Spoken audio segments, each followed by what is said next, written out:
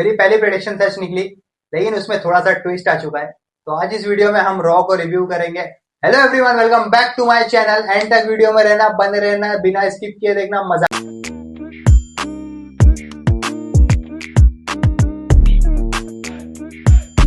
तो सीएम पंग की एंट्री होती है स्टार्ट में रॉ में। सीएम पंग अपने हाथ में माइक लेते हैं और ग्राउंड की तरफ से ये बहुत पॉजिटिव रिस्पॉन्स हमें देखने को मिलता है। सीएम पंग वहां पे हाथ में माइक लेते हैं और कहते हैं कि मैं यहाँ पे वर्ल्ड हैवीवेट चैंपियन बनने आया था, मैं कंपनी को फिर से रिप्रेजेंट नहीं किया और तुम लोग यहाँ पे चैंपियन हो, मैं नहीं हूँ। मैं थोड़ा सा एंग्री हुई यहाँ पे, क्योंकि मेरे पास एक आ चुकी है सेथ रॉलिंस नाम जैसी प्रॉब्लम।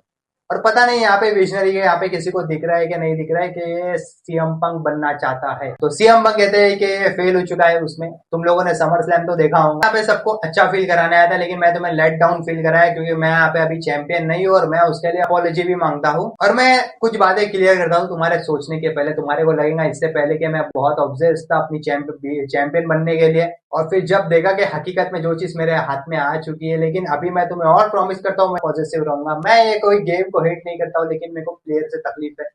मैंने भी पास्ट में अपने बहुत सारे लोगों पे मैंने कैश इन किया हो, तो मेरे को गेम से कोई प्रॉब्लम नहीं है। मेरे को प्रॉब्लम है सेथ रॉलिंस नाम जैसे बंदे पे। ये लाइन तो कहीं सुनी सुनी लग रही है। Got himself a John Cena problem. क्योंकि सेथ रॉलिंस मेरे नक्शे कदम पे चल रहा है और ये ऐसा प्रिटेंड कर रहा है कि ये सीएम पंग है। बट मैं प्रॉमिस करता हूँ कि जो मैं टाइटल तेरे पास से लूंगा, प्रिटेंड नहीं करना फिर से इंजर्ड होने का। मैं तेरी टांगे तोड़ के निकल जाऊंगा यहाँ से और टाइटल तेरे पास से ही लूंगा। तूने सबका कैसे ध्यान भटकाया था, सही समय पे तू कैश इन करके चैंपियन बन सके। और उतने में एले नाइट का म्यूजिक हिट होता है। एले नाइट अपने रिंग में कदम रखते और सीएम पंग बोले तुम्हें कुछ बोलना है। बोलते हाँ मेरे को बोलने का, मेरे को तुम्हारे से ही बात करना है। यहाँ पे समर स्लैम पे तुम मानो, यहाँ पे सारी दुनिया तुम्हारे सब जानती है यहाँ पे समर स्लैम में क्या हुआ था, क्योंकि तुमने डिफीट कर चुका था गुंतर को और तुम फिर से वर्ल्ड हैवीवेट चैंपियन बन गए थे। एले नाइट बोलते कि तुम डिजर्व करते हो यहाँ पे खड़े ना, और तुम डिजर्व करते हो तुम्हारा रीमैच लेने के लिए, बिल्कुल डिजर्व करते हो। सीएम पंग कहते हैं yes, and LA Knight also said but जो तुमने लास्ट वीक किया था, तुम मेरे बीच के बीच में आए थे, तुम्हारे साथ कोई मसला नहीं था मेरा, तुम्हारा मसला सेथ रॉलिंस के साथ था और तुम वहां पे बीच में आए वहां पे और मेरी अपॉर्चुनिटी लॉस हो गई वर्ल्ड हैवीवेट चैंपियनशिप के लिए।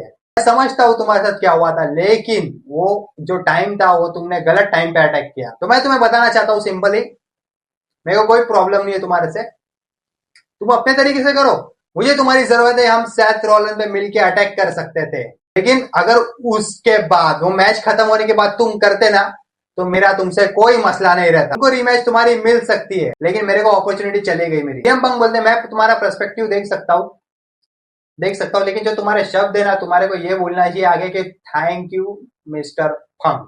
सेथ रॉलिंस मेरा करियर खत्म कर दिया था लास्ट वीक में, और तुम वहां पे कभी हैवीवेट चैंपियन तो छोड़ो, तुम अपने करियर में भी कुछ नहीं कर सकते थे। मेरा स्वागत करोगे, मैं तुम्हारी लाइफ और तुम्हारा करियर दोनों बचाया हूँ।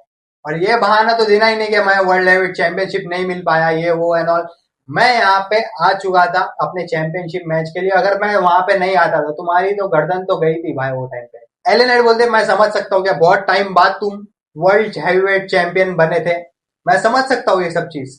तो मैं तुम्हारे लिए दो फेवर करना चाहूंगा। जो लास्ट वीक हुआ मैं उसे भुला सकता हूँ, कोई दिक्कत नहीं है उसमें, मैं उसे भुला सकता हूँ। और दूसरा फेवर ये करूंगा कि मैं तुम्हारे लिए सेथ रॉलिंस पे अटैक करूंगा, उसको मारूंगा और चैंपियन बनूंगा, और उसमें मैं तुम्हें पहला मौका दूंगा डब्ल्यूडब्ल्यूई वर्ल्ड हैवीवेट चैंपियनशिप का। सीएम पंग कहते हैं कि तू मेरे पे फेवर करेगा, चल ठीक है, लेकिन मैं तेरे को एक बात बता दूं, मेरी प्रॉब्लम तेरे साथ नहीं है, मेरी प्रॉब्लम सेथ रॉलिंस है और तेरी प्रॉब्लम भी सेथ रॉलिंस है।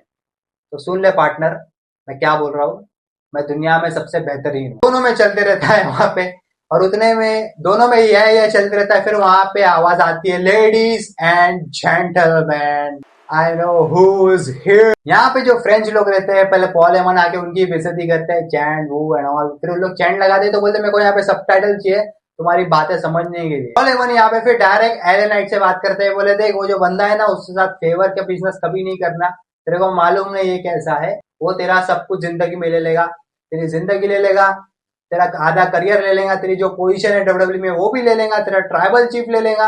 वहां पे सीएम पंग उन्हें रोकते बोलते कि listen cry baby and all, मतलब बच्चे लोग ऐसा मत रो, यहाँ है यहाँ पे तेरी पैंट गिली हो गई है, यहाँ पे देख सुन, यहाँ पे आज कोई ना कोई तेरे को चेहरे पे तमाचा तो मार ही देगा कि तेरी बातें ऐसी है। तो मैं तेरे को एक ऑफर देता हूँ, ये जो तेरे साथ है ना ब्रॉन्सन, ये जो भी है और मैं इनका स्वागत करता हूँ, ये मेरे मेहमान है और मैं इनकी मेहमान नवाजी करूंगा, भेजो इधर। तो पॉल हेमन सीएम पंक को बोलते कि मैं देखो सालों से बोलते आया हूँ ना, ये जो आइडिया जो तूने दिया है ना, ये तेरे को ही भारी पड़ेगा, ये आज रात करते हैं। क्या बोलते हैं? CM Punk and LA Knight. और सीएम पंक वहां पे चैलेंज एक्सेप्ट करने वाले थे और एलए नाइट बोलते कि नहीं नहीं मेरी तरफ से कुछ मत बोल, हाँ हाँ हम लोग को मंजूर है, ये सब मंजूर है।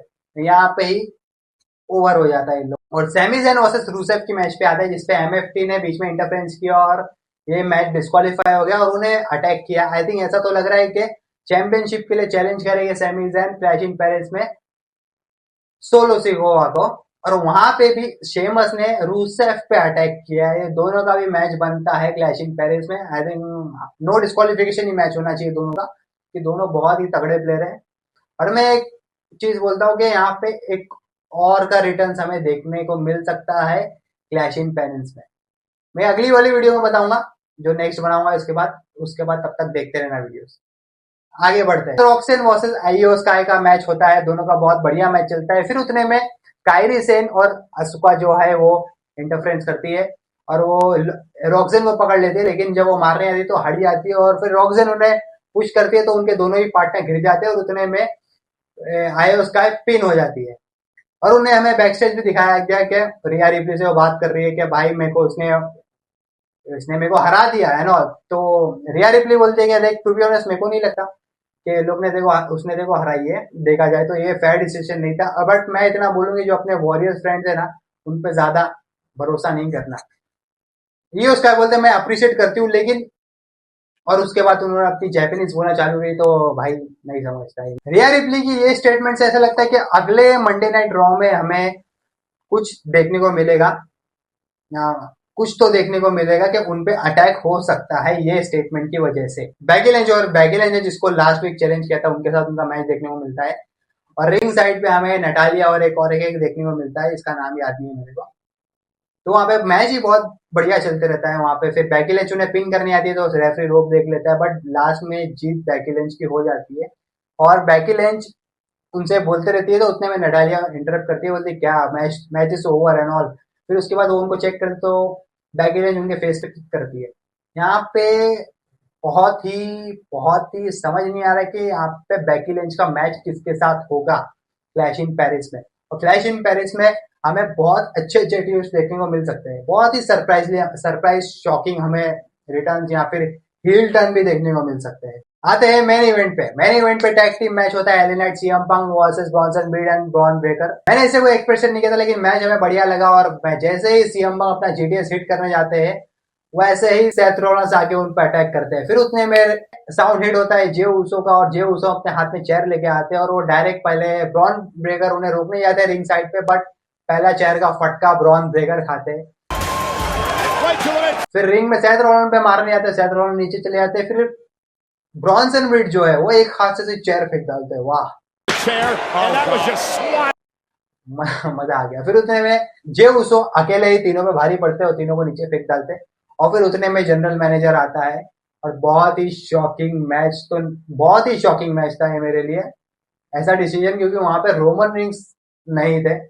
यहाँ पे फेडरल 4-वे मैच सेट किया जाता है क्लैश इन पेरिस के लिए, Seth Rollins versus Jey Uso versus CM Punk versus LA Knight. और एलए नाइट को ये बात बिल्कुल पसंद नहीं आती, वो करते हैं और फिर सीएम पंक और दोनों के बीच में झड़प हो जाती है और एलए नाइट भारी पड़ते हुए नजर आते हैं, लेकिन जे उसो उन्हें दूर करते हैं क्योंकि सीएम पंक के साथ उनके रिलेशन बहुत अच्छे हैं। अब देखना है क्लैश इन पेरिस में क्या होगा। और फिर उतने में ही मौका देके सेथ रॉलिंस की टीम स्टेज पे आती है और स्टेज को पे अटैक करती है और इन लोग तीनों को डिस्ट्रॉय कर देती है वहां पे। तो मेरे को बहुत बढ़िया लगा, बट यहाँ पे रोमन इसी कमी हमें जता रही थी। बट यहाँ पे ब्रॉन्सन रीड और ब्रॉन ब्रेकर बाकी है, क्या पता यहाँ पे 2-1 हैंडीकैप मैच हो जाए या फिर रोमन इसका कोई भलता इंसान पार्टनर बन जाए, कुछ भी हो सकता है। तो ये थी आज की वीडियो। यहाँ पे आज वीडियो अच्छा लगा तो लाइक करो, शेयर करो, सब्सक्राइब करो, कमेंट करो, बता देना आज रॉ तुम्हें कैसा लगा। गुड बाय, अगली वीडियो में मिलते हैं।